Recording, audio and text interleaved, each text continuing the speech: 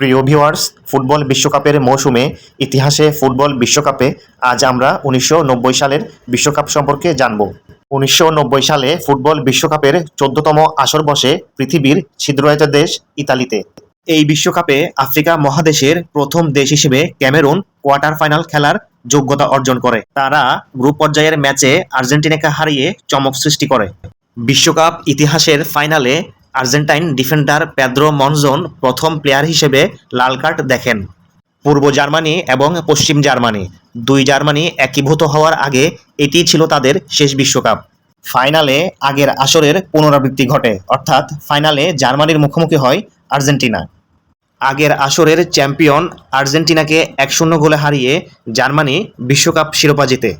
টুর্নামেন্টে সেরা পারফর্ম এবং সেরা গোলদাতার জন্য ইতালীয় তারকা সালভাতোরে শিলাচি গোল্ডেন বল এবং গোল্ডেন বুট জেতেন।